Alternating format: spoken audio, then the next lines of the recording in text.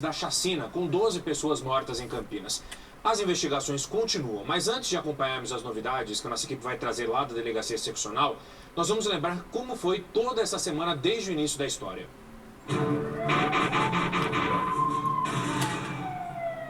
Um policial morre durante uma tentativa de assalto a um posto de combustíveis no início da tarde de domingo, na Avenida Rui Rodrigues. Ele tinha acabado de abastecer o carro quando dois bandidos chegam em uma moto. O PM tenta render o assaltante, mas cai e leva um tiro na cabeça. Poucas horas depois começa uma série de crimes na mesma região. A primeira morte acontece no residencial Cosmos, às 8h30 da noite. 2 horas depois, 4 pessoas são assassinadas no bairro Recanto do Sol. A 8 quilômetros do primeiro crime, nos minutos seguintes, mais uma morte, no Parque Universitário. E na sequência, outras 5 vítimas em um único bairro, o Vida Nova. A última morte acontece 3,5 quilômetros dali, antes das 2 da madrugada de segunda-feira, no Jardim Vista Alegre.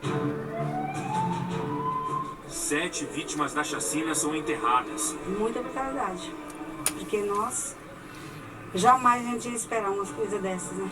Jamais. Em entrevista coletiva, o diretor do DEINTER, Licurgo Costa, dá detalhes da ação. Segundo ele, os crimes aconteceram de forma semelhante. Os assassinos estavam encapuçados, né? E todos usaram pistolas 380 e 9mm. As outras 5 vítimas da chacina são enterradas. O secretário de Segurança Pública do Estado vem até Campinas e diz que todas as hipóteses estão sendo consideradas. Não dá para dizer, entendeu, qual é a linha mais forte ainda, né? Não, ainda não tem. Nós estamos pesquisando e levantando os elementos. O secretário disse também que ainda não dá para relacionar a morte do PM no domingo com a chacina. E quando perguntado especificamente sobre um possível envolvimento de policiais militares com a série de crimes, ele afirmou que ainda é cedo para fazer qualquer afirmação. 12 pessoas prestam depoimento. Quarta-feira foi de mais depoimentos na Delegacia Seccional de Campinas. A polícia ouve guardas municipais que trabalhavam na madrugada dos assassinatos porque eles foram os primeiros a atender as ocorrências. Um jovem que, segundo a polícia, foi baleado enquanto praticava um assalto na mesma madrugada em que aconteceu a chacina, morre no hospital da Unicamp. A polícia investiga se Joab Gama das Neves seria a 13ª vítima. A polícia colhe mais depoimentos, inclusive de policiais militares que trabalhavam no domingo, do tenente responsável pela escala e do pai do menino morto na quinta-feira. No total, 36 pessoas são ouvidas durante a semana. Os trabalhos só terminam à noite. Os delegados, mais uma vez, não falam com a imprensa. Só o promotor do caso diz como estão as investigações. Está avançando, mas ainda não dá para falar nada. Vamos manter ainda uma descrição em relação a isso, porque não dá realmente para fazer uma afirmação definitiva. Nenhum depoimento acontece no fim de semana. Durante o enterro do menino Joab, o pai questiona a participação do menino em um assalto. Ninguém pegou nada, ninguém viu nada, a arma não apareceu, o produto de fogo não apareceu, então isso aí não tem nada a ver. O governador Geraldo Alckmin vem à região e diz que, se ficar comprovada a participação de PMs no caso, a punição será rígida. Eles serão presos, responderão processo civil, penal e vão ser expulsos da polícia. Isso precisa ter prova. Nesses bairros aí onde tanta gente foi morta, é claro que a rotina custa voltar ao normal, tem muita gente com medo ainda do que pode acontecer. E revoltada também com o que houve, né? Ontem mesmo os parentes das vítimas fizeram um protesto para lembrar as mortes e cobrar que as investigações tenham algum resultado.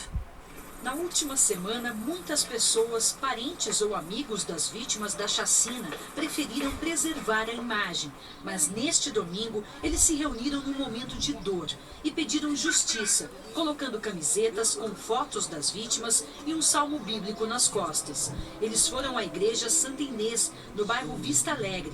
Lotada como todos os domingos, a missa foi celebrada num tom de solidariedade às famílias e amigos das vítimas. Salvação é capaz de nos consolar nesse momento. Aliás, somente Ele. Houve muitos momentos de comoção. Patrick faria 20 anos neste domingo. Peço que agora onde eles estejam, que eles estejam com paz e que seja feita a justiça. Quem estava presente compartilhou do mesmo sentimento. Muito triste, a gente está vivendo, é muito triste. A violência está demais, né?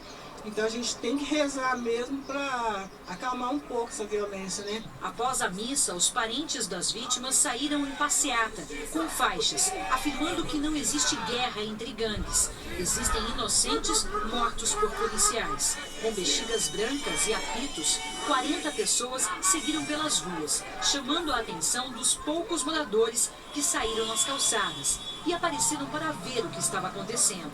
Com nariz de palhaço, continuaram em direção ao terminal Ouro Verde. Pararam o trânsito nesta avenida. A passeata acabou numa das esquinas do terminal Ouro Verde, com todos rezando. Policiais militares acompanharam o final da manifestação. Aqui estão mãe, aqui estão familiares de jovens que foram covardemente mortos no domingo passado. Após a passeata, nós viemos ao Vida Nova para ver como é que está a movimentação dos moradores pelo bairro, onde 5 pessoas foram mortas. Durante a nossa permanência nesta área, não vimos nenhum policial militar. Os moradores contaram que a ronda da PM é feita principalmente no final da tarde e começo da noite, período em que as famílias preferem se recolher, porque após uma semana da chacina, o medo e a sensação de insegurança ainda estão bem presentes. A gente era acostumado a estar assim na calçada sentado, né? Porque a gente na frente da casa da gente tem liberdade de sentar, né? Aí de repente você tá sentado na sua calçada, acontece uma coisa dessa, não vai ter medo? Qualquer um que passa, qualquer carro, qualquer moto, as crianças não podem correr na rua que a gente já tá pensando que é alguma coisa. É importante lembrar também, né, que 6 dos mortos, eles tinham passagens pela polícia. O restante não tinha nada, não. Claro que todo mundo quer que o caso seja esclarecido quanto antes, mas parece que está difícil chegar aos envolvidos, né? A nossa equipe conversou hoje com um especialista em segurança que comentou essa dificuldade de investigar esse tipo de crime. Diariamente, nos locais de crime, não se tem a presença da autoridade policial, de uma equipe de investigadores. E isso afronta até o Código de Processo Penal, que diz que deve comparecer a autoridade no local. Se não tem recursos, então o governo deve providenciá-los. Nós temos a necessidade de ter uma autoridade policial, porque ela que colhe os primeiros elementos, ela observa como é que é o local do crime, vai para o outro local de crime, ela começa a tirar as suas conclusões. E a partir daí ela facilita todo o trabalho de investigação. Depois de muito tempo, as coisas se perdem, as provas se perdem. E no momento em que se soubesse que as testemunhas que estavam pelos locais passassem algumas informações, já de imediato fossem colhidas esses depoimentos para que não se perdesse no futuro. A Secretaria de Segurança Pública diz que investe na estrutura e que mais de 1.300 policiais vão ser contratados neste ano, mas não diz quantos vêm para Campinas. Também explica que desde outubro as polícias contam com um banco de dados que ajuda a identificar os lugares mais visados e também planeja medidas para combater o crime. Outra melhoria na estrutura é a 2ª delegacia seccional, que começa a funcionar aqui na cidade já no mês que vem.